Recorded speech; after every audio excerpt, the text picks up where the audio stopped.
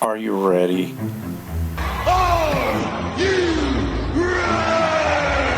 For a podcast hosted by George T. Who the hell are you? I am the movie geek. Who are you? I am the movie geek. You are such a geek. Thank you. And now, on with the show.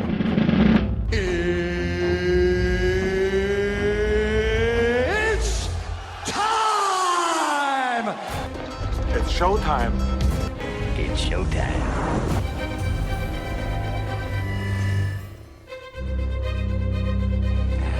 Here we go. Hello and welcome back to the Movie Geek Podcast. My name is George T. and it's been a little bit of time. So life kind of has gotten in the way a little bit, and work as well, but I'm here doing this special edition on this Easter Sunday. We are going to have a lot of content in here. I've got 3 movies that I reviewed this past week, and there's a bunch of news out there. Plus, I will also give you a top 5 movies to watch on this Easter Sunday. So let's get started, shall we? So I saw 3 movies this week. I saw Ricky Stinkecy, Damsel, and Ghostbusters Frozen Empire. Obviously, the big one was Ghostbusters Frozen Empire. That was one of my top 25 that I was interested in. So let's get started with that review. I've been a Ghostbuster fan since 1984, and 40 years now, we get a new one. And I kind of hope that this is the last one of these. Ghostbusters was very good film back in the day, funny. Ghostbusters 2 was very funny, not as good, but it was funny. And then they did the reboot with the women back in, I think it was 2016, which got a lot of hate for. And I'm here to tell you it's not that bad. It is actually pretty funny. And then we had Ghostbusters Afterlife, which was so-called a sequel to Ghostbusters 2. It was pretty good. And we have now this one kind of finish off the second part of the new Maybe trilogy. And I'll get to that in a minute. So with this one, it is about an ancient evil, a frozen deity that looks to come back to life and destroy New York City with a frozen fear. So this movie starts 1904. The entity gets trapped in a brass sphere. Fast forward to 120 years later, and we see the new Spangler family taking joyrides through New York City in the Ecto 1 mobile and literally causing so much damage. Phoebe, the 15-year-old granddaughter of Igor Spangler, is the ringleader, basically. She is the smartest one in the room. The rest of them are all kind of just there. Paul Rudd is playing her, I think at this point, stepdad, but he was her teacher in the Afterlife movie, dating her mom.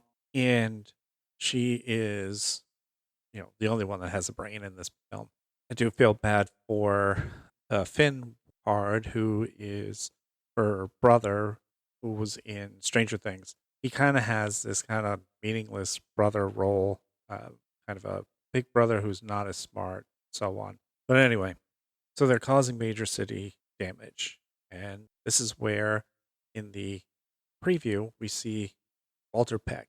After 40 years, he's been trying to bring down the Ghostbusters. He is now the mayor of New York City. Don't ask. I don't know why he would be, but he is the mayor. So he's trying to shut them down again.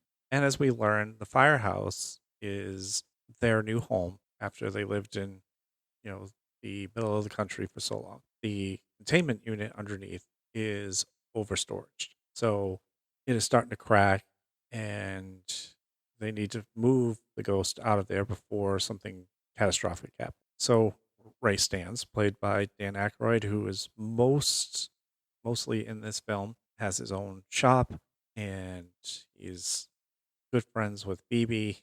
She is kind of a lost soul in this one as well. When everything is going down, she feels like she's not wanted at times by society. She feels out of place. She befriends a ghost played by Emily Allen Lynn, who we come to find out is working for this deity who's trying to get out of the sphere. The sphere winds up in Dan Aykroyd's occult museum by, and I know I'm going to mess up his name, Camille Al Najiri. He was in the Eternals movie for Marvel. He was also in Kenobi playing a false Jedi. So he plays this guy who kind of is cleaning out his old grandmother's apartment, finds the sphere, thinks it's pretty interesting, goes and sells it to Dan Aykroyd, and everything kind of starts happening where it is trying to get it out of the sphere. Dan Aykroyd's character knows that there's something in there that needs to be contained more, so they want to try to put it in the containment unit, and that's when the trouble arises. So the ghost befriends Phoebe, who's feeling kind of lonely and seems like nobody wants to be around her. Again, she's so smart that mostly everybody is dumb in comparison to her, except for Dan Aykroyd's character.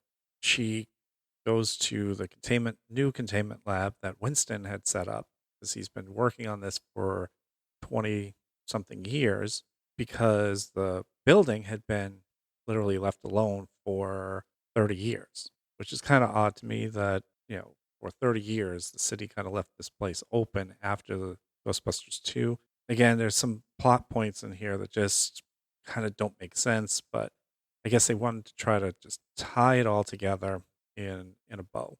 So finally, the deity gets out using Phoebe's soul, and of course sets off a winter in New York City to try and end the Ghostbusters by freeing all of the ghosts in that containment unit and building an army for itself. They realize that shady guy is actually a protector. He is a fire protector. So they show him that he actually has abilities and that his grandmother was one of these protectors. So his family genes were this. So there's the whole funny thing where he doesn't understand and he starts to see fire moving, and all of a sudden he's like, oh my God, I have all these powers. So it's pretty funny. Bill Murray is not in the film very long, but of course he's funny.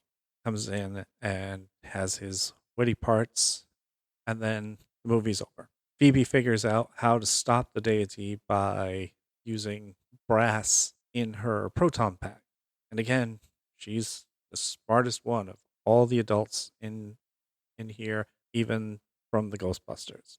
So, she finally stops him and the movie ends. Walter Peck comes in at the end as the mayor. He wants to, arrest them all. But camera crews show up.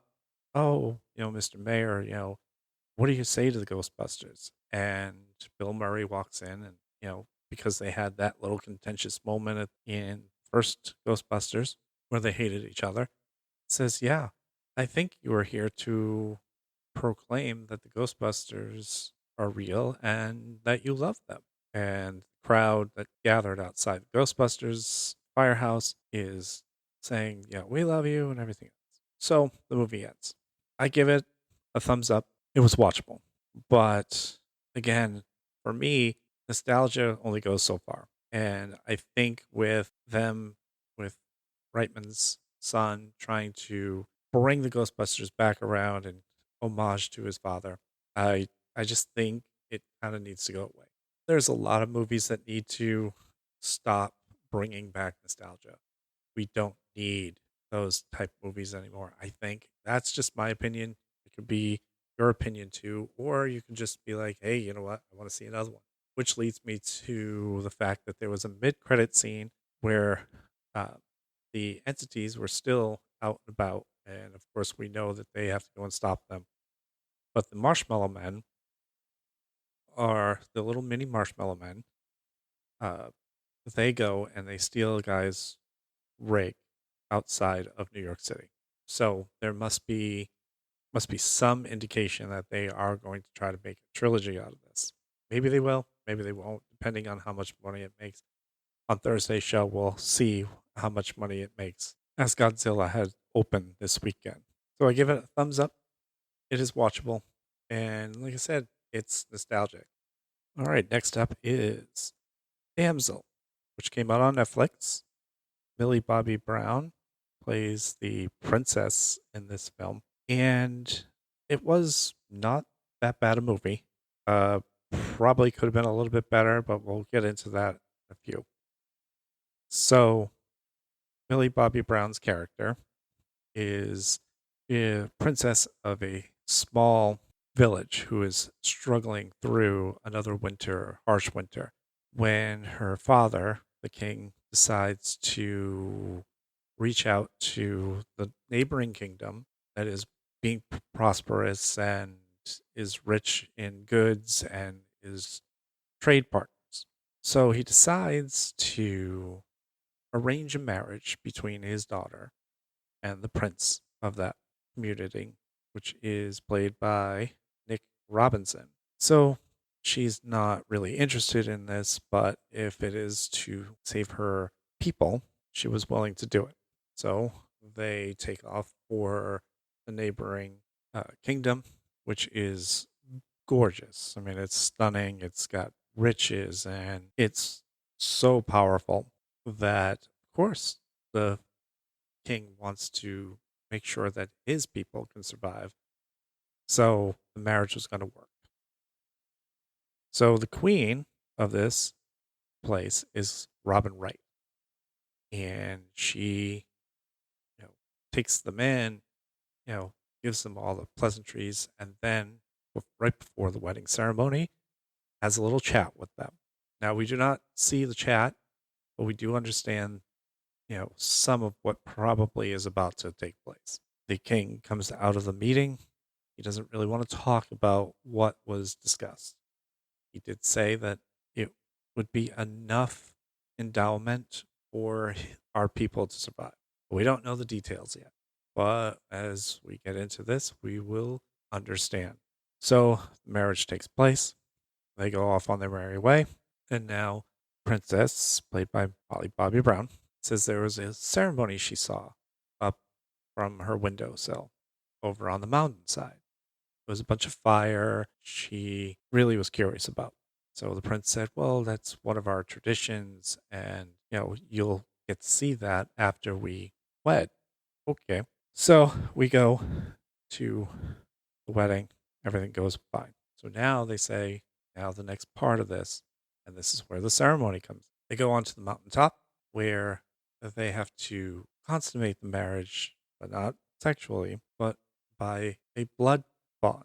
So a blood bond is formed, and this is where Robin Wright turns around and says that now that you are proclaimed a queen and not a princess anymore, your people will survive with your sacrifice. And she's like, a sacrifice of what? And the next thing you know, she's getting tossed from the mountain all the way down into the mountain itself. She survives the fall. The mountain is a cover for this medieval dragon who we come to find out is vengeful. Okay, it's vengeful. We get that. Dragons are usually in that regard. It talks. It talks to her. It understands that her fear, but it needs to kill because there is a reason for why she must die in this. And so she survives his first attack, then starts to realize what is going on in this place. The dragon also elaborates what is going on in this and why she needs to die as she comes across all these other princesses who have been charred to crisps. So the dragon, back in the day, was confronted by the king many, many centuries ago. So this family lineage has had this curse over them where every several years of patronage, they must sacrifice 3 princesses or of royal blood. They don't want to sacrifice their own, so they are bringing in other princesses from townships around them to kill them off for this sacrifice so that the dragon will not destroy their beloved kingdom, which, as we know, is draped in bad history with the dragon. The king back in the day was trying to slay the dragon so that it could live without dragons. However, it killed the 3 eggs of this dragon. So the prophecy that was laid down to the king to run back to his family and to his kingdom was that every some odd years, 3 of your princesses or 3 daughters or 3 women must die, or I will come and destroy the city. So obviously, Millie Bobby Brown figures out that, wait a minute, I'm not actually royal blood from this kingdom. So I have to get the dragon to understand this.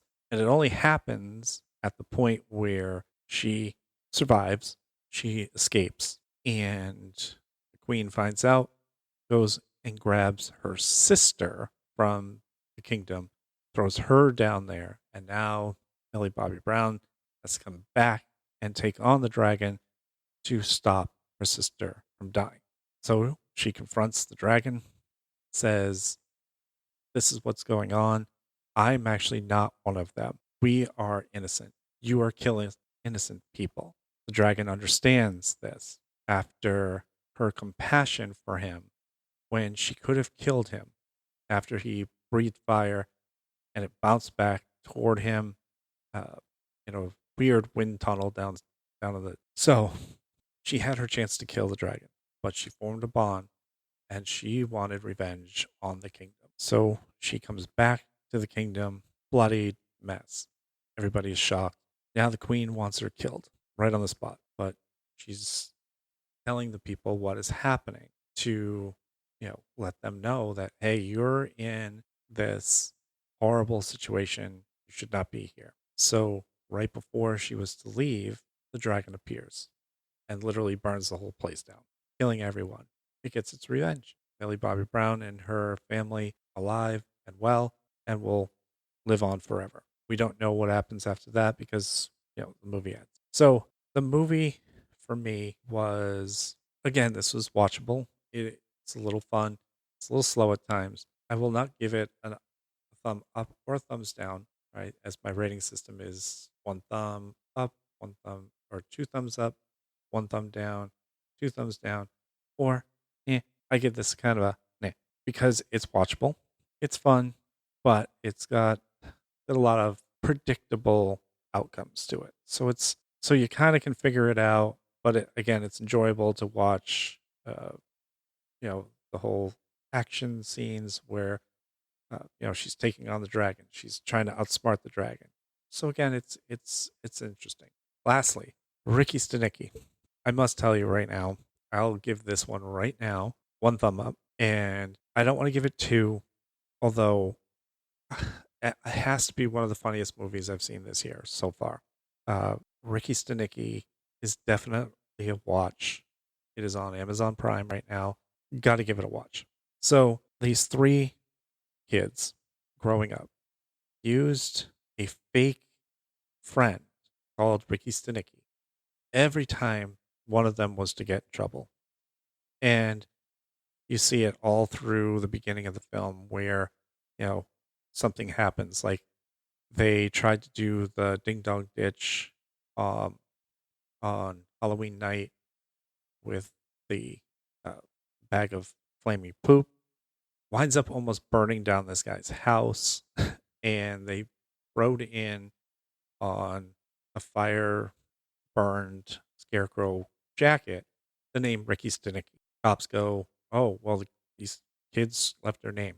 Well, one of the cops said, well, there's nobody in this town named Ricky Stenicki, so it must be somebody from out of town. Well, little did we know, it didn't exist. There wasn't any Ricky Stenicki. So, flash forward about 20 years later, these guys meet up again. They're throwing a baby shower for one of the friends.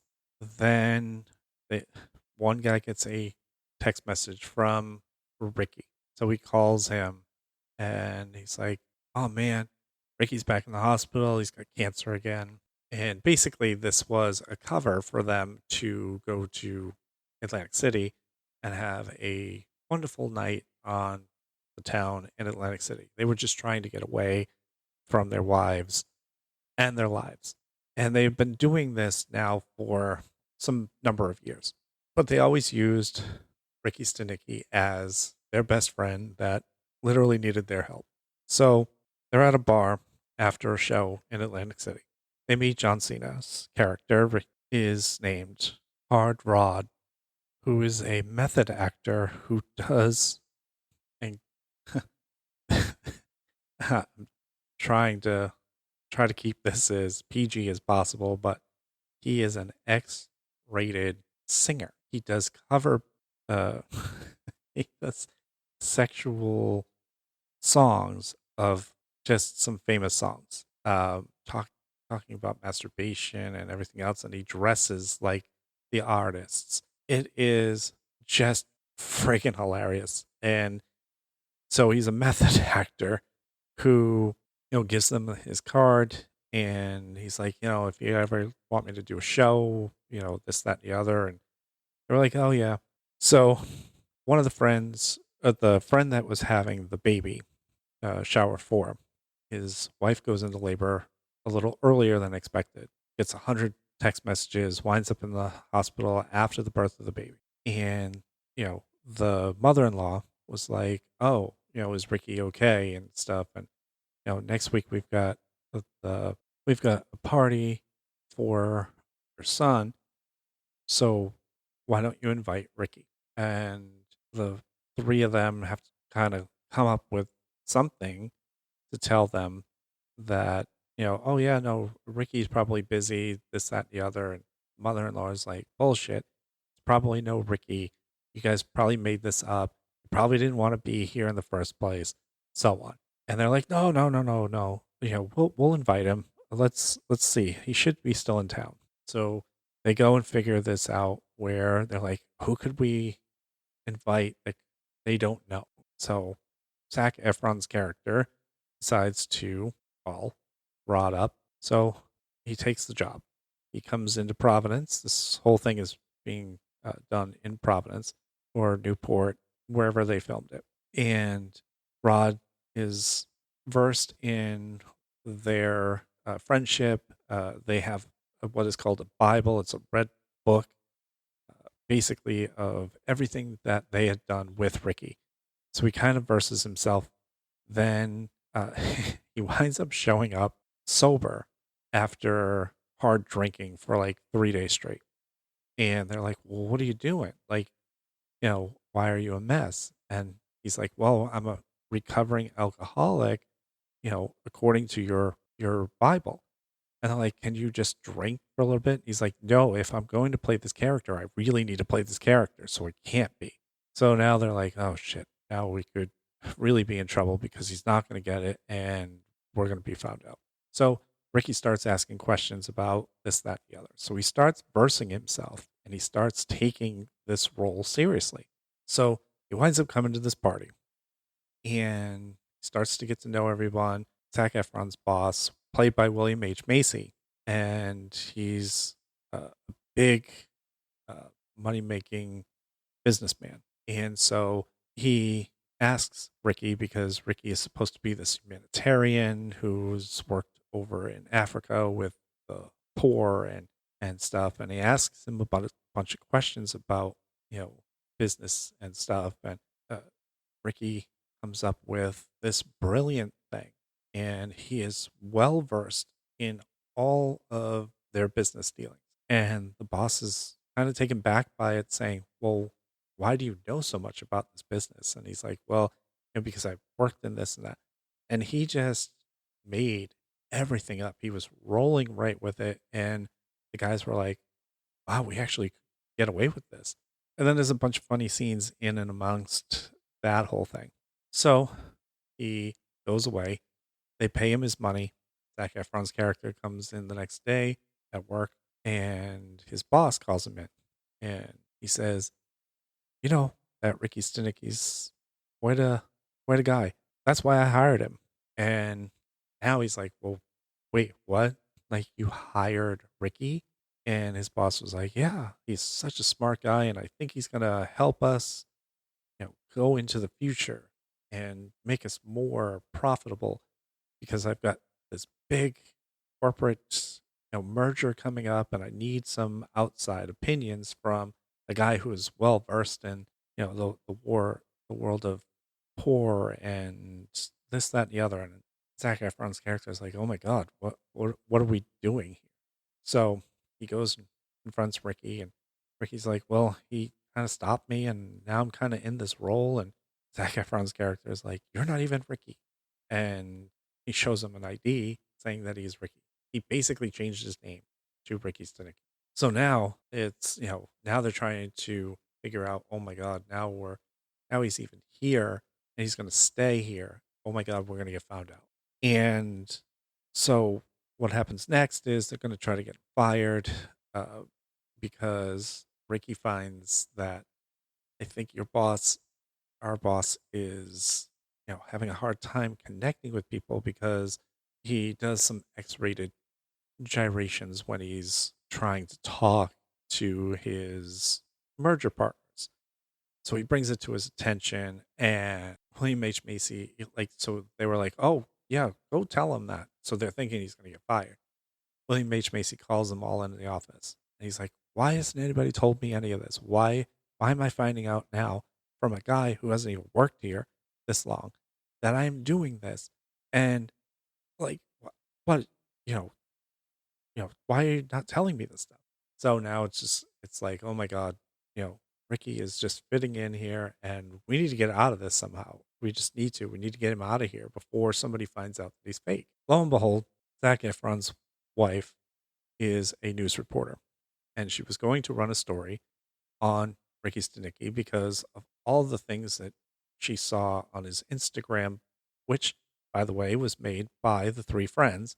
They were posting things for him. They were just keeping this guy, thing alive when he was not even real. And he was like, "Oh, do we really want to do a hero story on Ricky?" And she's like, "Well, are you not telling me something?" And he's like, "No, no, no. I mean, Ricky's a great guy, blah, blah, blah." So a little later on, she finds out that Ricky confessed about what he was.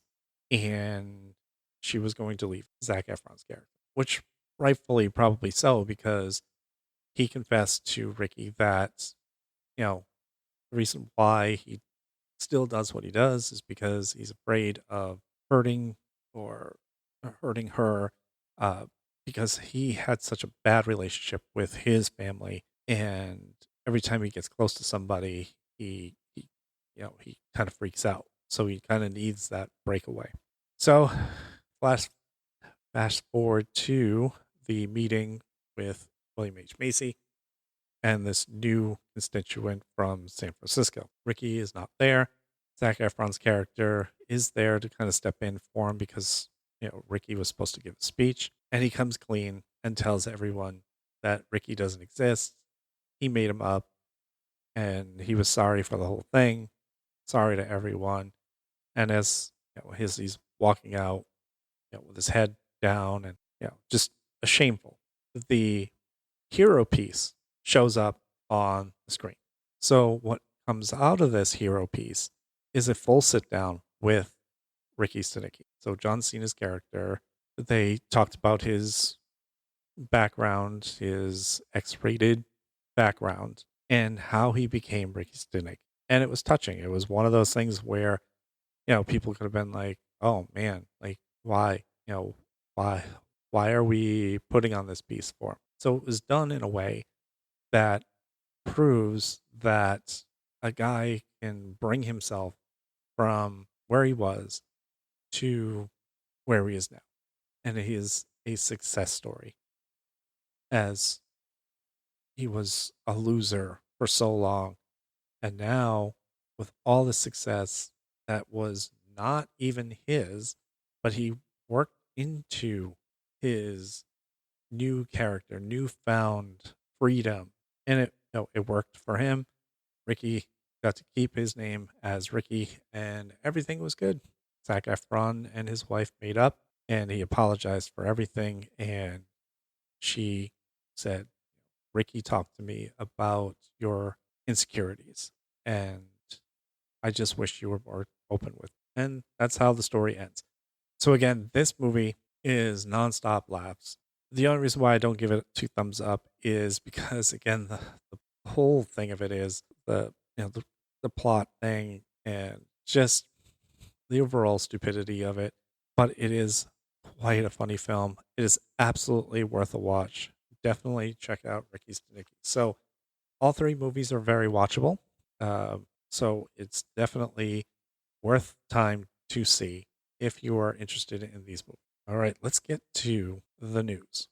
So we have updates on the Alien stuff that's coming out, and I'm excited about this. So there are 2 Alien things in the works. There is the TV show that's for Hulu, written by Noah Hawley, the guy who wrote Fargo and Legion, that are also on FX and Hulu. And it is partly written with Ridley Scott as well. So this is a TV show that we don't know too much about, except that it takes place outside of what we've seen before. So this takes place outside of the Alien universe. So this is kind of an outlier to it. There is obviously the Alien fingerprint on it. However, this does not tie in with any of the movies. And it also will take place on Earth. So what we gather is Wayland Enterprises, the one that or Wayland Industries, which we have seen in the previous films, is not the only or entity out there looking for extraterrestrial life or new weaponized weapons. So I think this is the only plot point that we have gotten so far out of any of this news. So there's going to be more news coming out, but because this isn't coming out until 2025, early 2025. So that could be March or April of next year. I'm excited for it. But we also know that Alien Romulus is coming out August 16th. This is a throwback to the original Alien and Aliens, and it will take place in and around that time frame. So this is kind of that in between Alien and Aliens timepiece. So we are not going to see Ripley in this. We are not going to see any ties to Ripley. We will see ties to the Xenomorphs and LB-426. We're not throwing away Alien Covenant or Prometheus. We are just now going back to the original 2 baseline center piece. And it also has the backing of Ridley Scott. There is a trailer out right now. It looks very interesting. So definitely check this out. So it's coming out August 16th. I am excited. We also had the first teaser trailer for Beetlejuice 2. It is September 9th, and it looks very interesting. It's only a teaser trailer. Cannot wait to see the first trailer that gets dropped for this. But a teaser trailer, it looks very interesting. So let's hope that it is going to be as interesting as it looks. Then we go to Star Wars news. We got a bunch of Star Wars news coming. Bad Batch Season 3 is dropped on Disney+. So I definitely will check that out. Bad Batch has been a very good series for the Disney Star Wars entity in this. The Bad Batch, if you haven't seen this yet, is a bunch of clone stormtroopers from the Attack of the Clones that had their inhibitor chips taken out of their brains. So when Order 66 happened, they were not a part of Order 66. They were on their own. They had no idea what was going on. And they have been the outlaws. They have been still fighting with, Kenobi and fighting for the Republic and not for the Empire. So it has been a very interesting series, and I look forward to seeing the end of Bad Batch, which I believe is the last season for this. We also saw the trailer for The Acolyte, which is coming June 4th to Disney+. The show is set before the events of Star Wars Phantom Menace.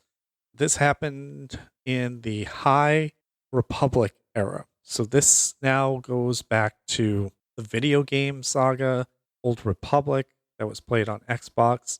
So this is going to be a complete departure from Skywalker, sagas and everything else. This is going to take place before we even get to Phantom Menace or the Star Wars trilogy itself. So this should be a very interesting one. Jedis and Sith, and it looks really, really good. Also, there is talks of Andor season 2. I was not a fan of Andor season 1. It was kind of monotonous, but there is talks about that. And Skeleton Crew has not been updated in a while, but that is also going to come out, I believe, at the end of this year. There hasn't been any news on this, but Skeleton Crew was another one that was in the works that I talked about in one of my previous podcasts. Nothing new on that front, but there's a lot of stuff coming for Star Wars.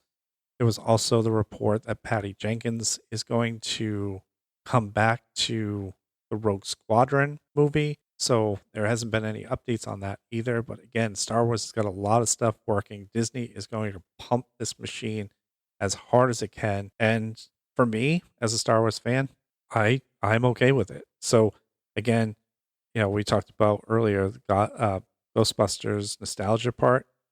I don't mind Star Wars going back and doing all this stuff. And I know there's a lot of fans out there that are divided about what Disney is doing, but it has done some really good work. The movies have kind of tailed off, but if they're going to put the time and effort that they have put in the series to do the new set of trilogies that they're talking about, I think Star Wars fans will come back around and not be as divided. That's just my opinion on this. We also have quick updates on some movies that are coming out and some shows.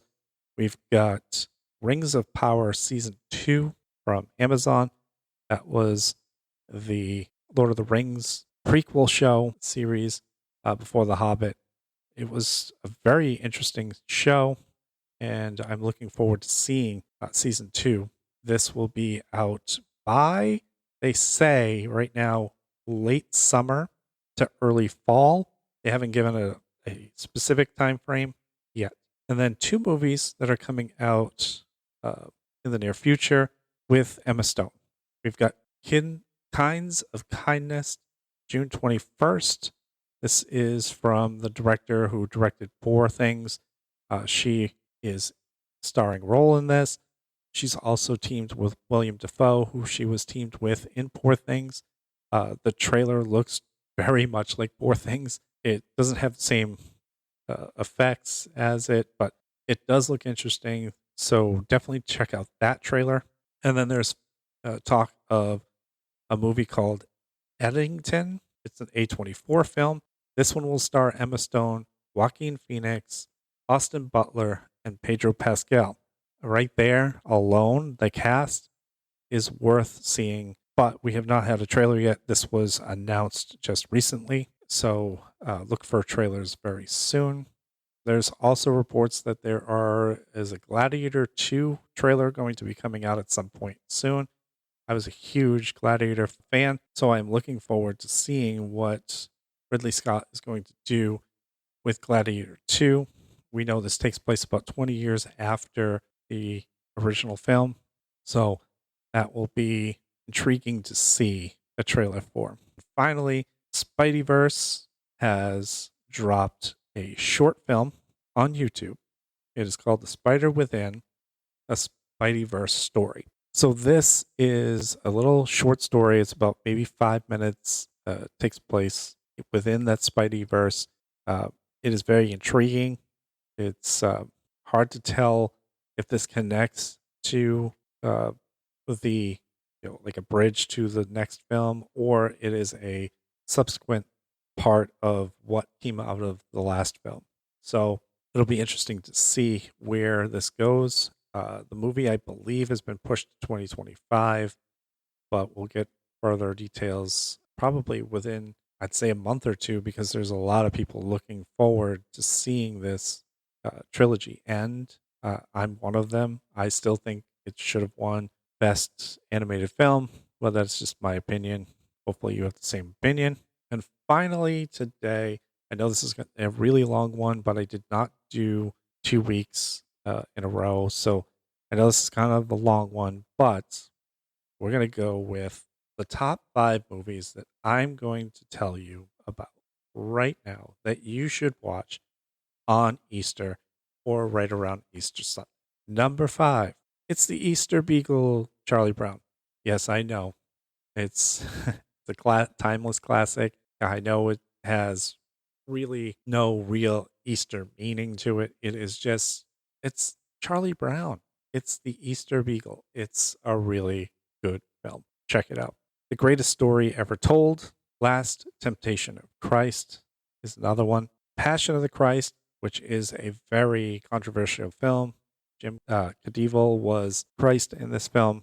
I went to see this in the theater. It was definitely divisive, but it is a powerful film. It is a must-watch on Easter Sunday. And of course, who would, if you haven't seen this film, if you're of the younger generation and you haven't seen this film yet, you must see it. It is the 10 Commandments, Charlton Heston's 10 Commandments. It is the sensual classic Easter film. I don't have to get into this.